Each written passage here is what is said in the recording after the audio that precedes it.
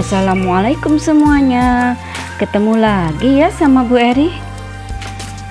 Sebelum dimulai, ayo dukung channel Ibu dengan cara subscribe, tekan tanda loncengnya, like, komen, dan share. Terima kasih. Sebelum belajar, jangan lupa berdoa dulu. Bismillahirrohmanirrohim.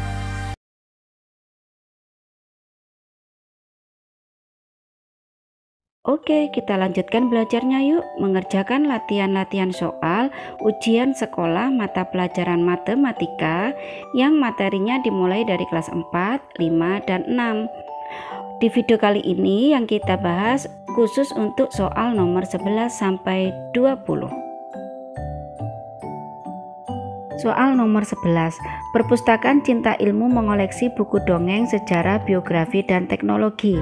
Sebanyak 3/8 bagian dari buku tersebut berupa buku dongeng, sebanyak 22,5% berupa buku sejarah, 0,25 bagian berupa buku biografi, sedangkan sisanya berupa buku teknologi. Urutan jenis buku dari yang paling banyak adalah A. Buku dongeng, biografi, buku sejarah, buku teknologi. B. Buku teknologi, buku sejarah, biografi, dan dongeng. C. Buku teknologi, biografi, sejarah, dan dongeng. D. Buku sejarah, buku teknologi, buku biografi, dan buku dongeng. Untuk dapat mengurutkan jenis buku dari yang paling banyak, yang perlu kalian lakukan adalah menentukan persentase dari masing-masing buku. Kita mulai dari buku dongeng. Buku dongeng itu adalah 3/8 bagian kali 100% sama dengan 0,375 kali 100% sama dengan 37,5%. Buku sejarah tetap 22,5% karena sudah berupa persentase. Kemudian buku biografi 0,25 kali 100% sama dengan 25%.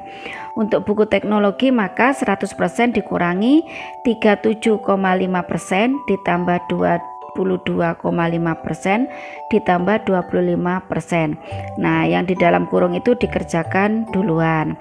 Sama dengan 100% dikurangi 85%, hasilnya 15%. Jadi urutan dari yang terbesar adalah 37,5%, 25%, 22,5%, 15%. Jadi urutan jenis buku dari yang paling banyak adalah buku dongeng yaitu 37,5%, buku biografi 25%, lalu buku sejarah 22,5%, dan buku teknologi 15%. Maka jawabannya adalah A. Buku dongeng, buku biografi, buku sejarah, dan buku teknologi. Nomor 12. Hasil dari 11 1/4 kali 5 1/3 dibagi 25/12 adalah A. 26 1/3, B. 26 4/5, C. 28 1/5, D. 28 4/5. Caranya, jika dilihat dalam soal itu masih terdapat pecahan campuran. Agar mudah dikerjakan, maka yang pecahan campuran dirubah terlebih dahulu menjadi pecahan biasa. Seperti yang 11 1/4 menjadi 45/4. Caranya 4 kali 11 ditambah 1/4.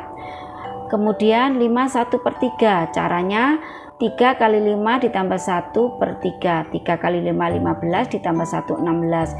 Jadilah 16/3.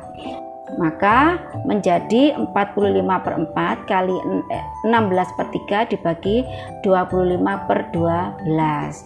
Nah, yang perkalian, karena ini sama-sama kuat, ada perkalian dan pembagian itu sama-sama kuat, maka yang ada di depan itu yang dikerjakan terlebih dahulu dengan cara diberi tanda kurung agar mudah. Lalu yang pembagian dirubah dulu ke perkalian supaya mudah dikerjakan, dengan syarat suku keduanya dibalik, pembilang jadi penyebut, penyebut menjadi pembilang. Maka jadilah 45/4 kali 16/3 kali 12/25. Nah, untuk mengerjakannya supaya lebih mudah, maka gunakan sistem coret. Nah, 45 dan 3 itu kita coret. Artinya 3 bagi 3 hasilnya 1.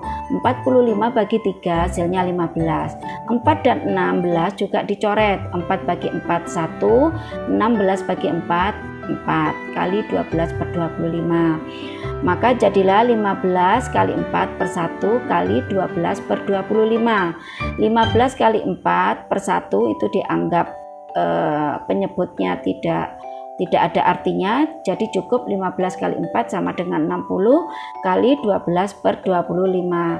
Maka ketemu 720 per 25. Nah, ini belum selesai, itu masih bisa disederhanakan, dibagi menjadi pecahan campuran, yaitu 28 20 per 25. Nah, yang 20 per 25 itu ternyata masih bisa disederhanakan. Ya, kita pecah dulu. 28 ditambah 20 dibagi 5, 25 dibagi 5. 5 dapat dari mana? FPB dari 20 dan 25. Caranya seperti soal yang sebelumnya. Maka jadilah 28 ditambah 4 per 5 sama dengan 28 4 per 5. Jadi 11 1 per 4 kali 5 1 per 3 dibagi 25 per 12, hasilnya adalah 28 4 per 5. Maka jawabannya adalah D, 28 4 per 5. Soal nomor 13. Panti Asuhan Kasih Bunda mendapat sumbangan baju dari seorang donatur. Sebanyak 35% dari baju yang disumbangkan adalah baju bayi, sebanyak 0,28 bagian baju balita, 6 per 25 bagian baju anak-anak, dan sisanya baju remaja. Berapa bagiankah dari semua baju yang disumbangkan merupakan baju remaja? A 13%, B 14%, C 15%, D 16%. Untuk menentukan berapa persen baju remaja dari semua baju yang disumbangkan, caranya adalah 1 dikurangi 35% dikurangi 0,28 dikurangi 6 per 25. Nah, di sini masih bermacam-macam bentuk pecahan. Agar mudah dikerjakan, maka kita rubah dulu menjadi satu bentuk pecahan. Kita pilih menjadi pecahan biasa. Pecahan biasanya penyebutnya semuanya kita samakan, yaitu 100. Maka yang satu itu menjadi 100 per 100, 35% menjadi 35 per 100, 0,28 menjadi 28 per 100, yang 6 per 25 menjadi 24 per 100. Caranya 6 per 25 dikalikan dengan angka yang sama, baik pembilang dan penyebutnya. Angka yang sama itu didapat dari FPB. FPB dari 6 dan 25. Maka 6 per 25 kali 4 sama dengan 24 per 100. Nah, kalau sudah seperti ini, maka langsung saja dikerjakan. Nah, karena penyebutnya sudah sama, maka pembilangnya itu tinggal dikurangkan saja. Nah, penyebutnya tetap 100, pembilangnya 100 dikurangi 35 dikurangi 28 dikurangi 24, hasilnya 13. Nah, ini yang di pilihan jawaban yang diminta persentase, jadi 13 per 100 dirubah menjadi persentase, langsung menjadi 13%. Jadi baju remaja yang disumbangkan sebanyak 13% dari semua baju yang disumbangkan. Maka jawabannya adalah A, 13%. Soal nomor 14. Pak Andi memperbaiki pompa air merek ABC mulai pukul 07.24 dan selesai pada pukul 09.12. Kemudian Pak Andi memperbaiki pompa air merek XYZ mulai pukul 09.46 dan selesai pada pukul 11.25. Waktu yang diperlukan Pak Andi untuk memperbaiki kedua pompa air tersebut adalah A. 3 jam 17 menit, B. 3 jam 22 menit, C. 3 jam 27 menit, D. 3 jam 32 menit. Caranya, hitung dulu waktu yang dibutuhkan untuk memperbaiki pompa air ABC dengan cara mengurangi waktu selesai dengan waktu dimulainya, yaitu 09.12 dikurangi 07.24. Hasilnya 1 jam 48 menit. Lalu carilah waktu untuk memperbaiki pompa air XYZ, sama waktu selesai dikurangi waktu dimulainya, yaitu 11.25 dikurangi 09.46 sama dengan 1 jam 39 menit. Jika sudah, maka waktu yang diperlukan Pak Andi untuk memperbaiki pompa air adalah 1 jam 48 menit ditambah 1 jam 39 menit sama dengan 2 jam 87 menit sama dengan 3 jam 27 menit. Jadi waktu yang diperlukan Pak Andi untuk memperbaiki kedua pompa air tersebut adalah 3 jam 27 menit. Maka jawabannya adalah C, 3 jam 27 menit. Nomor 15, Bunita menerima kiriman beras sebanyak 25 karung dengan berat tiap karung 50 kg. Keesokan harinya, Bunita dapat menjual beras sebanyak 8 kuintal. Sisa beras yang masih tersedia adalah A. 450 kg, B. 475 kg, C. 525 kg, D. 550 kg. Caranya untuk mencari sisa beras yang tersedia adalah 25 kali 50 kg dikurangi 8 kuintal. Ingat, di situ ada perkalian dan pengurangan, maka nanti perkalian dulu yang dikerjakan. Tapi yang perlu kalian lihat di sini juga satuannya. Satunya itu kilogram, yang satunya kuintal. Maka kita samakan dulu, yaitu 25 kali 50 kg tetap dikurangi 8 kali 100 kg. Mengapa kok dikalikan 100 kg? Karena 1 kuintal itu sama dengan 100 kg. Baru kita selesaikan. Yang di dalam kurung dikerjakan terlebih dahulu. 25 kali 50 kg hasilnya 1250 kg. 8 kali 100 kg hasilnya 800 kg. Lalu kita kurangkan, hasilnya 450 kg. Jadi sisa beras Bunita yang masih tersedia adalah 450 kg. Maka jawabannya adalah A, 450 kg. Nomor 16. Perhatikan sifat-sifat bangun datar berikut. 1. Mempunyai 2 pasang sisi sejajar. 2. Mempunyai 2 pasang sisi sama panjang. 3. Mempunyai 2 diagonal sama panjang. 4. Mempunyai 2 simetri lipat. Bangun datar yang mempunyai sifat-sifat tersebut adalah: apakah A. Persegi panjang, B. Jajar genjang, C. Belah ketupat, D. Layang-layang. Agar bisa menjawab, perhatikan bangun datar berikut. Ini persegi panjang, ini belah ketupat, ini jajar genjang, ini layang-layang. Untuk sifat yang pertama, mempunyai 2 pasang sisi sejajar. Yang mempunyai 2 pasang sisi sejajar itu adalah persegi panjang, jajar genjang, dan belah ketupat. Berarti untuk layang-layang sudah tidak ikut. Kemudian 2, mempunyai 2 pasang sisi sama panjang. Nah, mempunyai 2 pasang sisi sama panjang. Nah, ini sama panjang. Persegi panjang, jajar genjang. Kalau yang belah ketupat, keempat sisinya sama panjang. Berarti tinggal 2. 3, mempunyai 2 diagonal sama panjang. Nah, yang sama panjang ini jelas persegi panjang punya. Kalau jajar genjang, ini tidak sama panjangnya. Berarti yang tereliminasi adalah jajar genjang. Yang keempat, mempunyai 2 simetri lipat. Nah, yang garis putus-putus ini tandanya simetri lipat. Ada 2, yaitu yang vertikal sama yang horizontal. Berarti keempat sifat itu ada di bangun persegi panjang. Jadi, bangun datar tersebut adalah persegi panjang. Maka jawabannya adalah A, persegi panjang. Nomor 17. Anissa mendapat tugas untuk membuat sebuah kerajinan. Ketentuan kerajinan tersebut sebagai berikut. Berbentuk segitiga, 2 terbuat dari kertas, tinggi segitiganya 40 cm, panjang alat segitiga yaitu 2 kali dari tinggi segitiga. Pertanyaannya, luas kertas yang diperlukan Anissa untuk membuat kerajinan tersebut adalah A. 3.200 cm persegi, B. 1.600 cm persegi, C. 800 cm persegi, D. 400 cm persegi.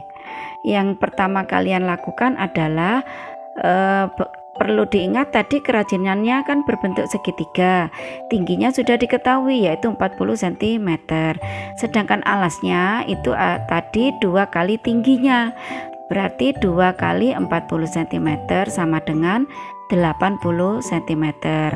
Tinggi sudah diketahui yaitu 40 cm, alasnya juga sudah yaitu 80 cm. Maka luas kertas yang dibutuhkan Anissa dapat dihitung. Rumusnya luas sama dengan, karena bentuknya segitiga, setengah kali alas kali tinggi. Setengah kali alasnya 80 cm kali tinggi 40 cm. 80 sama 40 dikerjakan dulu, sama dengan setengah kali 3200 sama dengan 1600 cm persegi. Jadi luas kertas yang dibutuhkan Anissa adalah 1600 cm persegi. Maka jawabannya adalah B, 1600 cm persegi. Nomor 18, perhatikan gambar berikut. Gambar berikut adalah bangun datar trapesium ABCD, di mana sisi AB-nya 36 cm, BC 26 cm, CD 56 cm, dan tingginya 24 cm. Yang ditanyakan, keliling trapesium tersebut adalah A. 140 cm, B. 142 cm, C. 144 cm, D. 154 cm. Cara mengerjakannya, pertama tentunya untuk panjang AD itu sama dengan BC, yaitu 26 cm. Untuk keliling trapesium rumusnya adalah sisi AB ditambah sisi BC ditambah sisi CD ditambah sisi AD, di mana panjang sisi AB yaitu 36, sisi BC 26, sisi CD 56, sisi AD 26. Semuanya dijumlahkan ketemu 144 cm. Jadi keliling trapesium itu adalah 144 cm. Maka jawabannya adalah C, 144 cm. Nomor 19, perhatikan gambar berikut. Ini adalah gabungan dua bangun datar, yaitu layang-layang dan jajar genjang. Pertanyaannya, luas bangun tersebut adalah A. 672 cm persegi, B. 752 cm persegi, C. 812 cm persegi, D. 832 cm persegi. Caranya kita cari dulu masing-masing, yaitu yang bangun datar layang-layang juga yang jajar genjang. Yang pertama yaitu layang-layang. Untuk bisa menghitung layang-layang harus kita ketahui dulu diagonal 1, yaitu 20 ditambah 12 sama dengan 32 cm. Diagonal 2 kali 16 sama dengan 32 cm.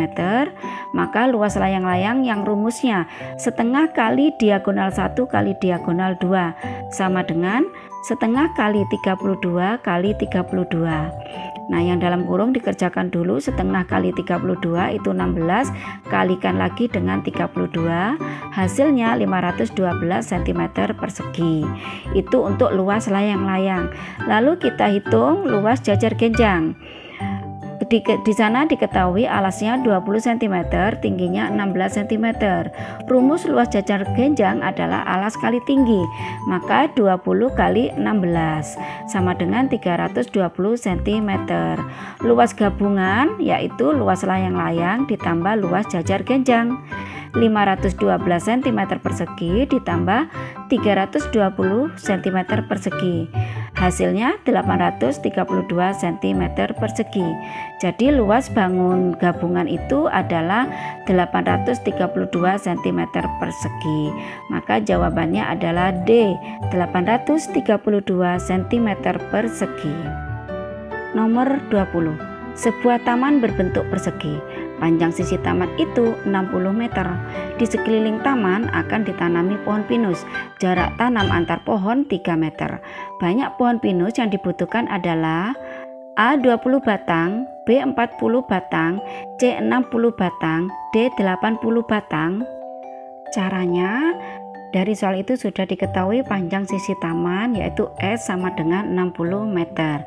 Maka keliling taman rumusnya karena itu berbentuk persegi, 4 kali S sama dengan 4 kali 60 sama dengan 240 meter. Oleh karena jarak antar pohon 3 meter, maka banyak pohon pinus yang diperlukan. 240 dibagi 3 atau per 3 sama saja. Hasilnya 80. Jadi banyak pohon pinus yang diperlukan adalah 80 batang. Maka jawabannya adalah D, 80 batang. Alhamdulillahirabbil alamin. Semoga ilmu yang baru saja kalian pelajari bermanfaat dan barokah. Sampai jumpa di latihan soal berikutnya. Assalamualaikum warahmatullahi wabarakatuh.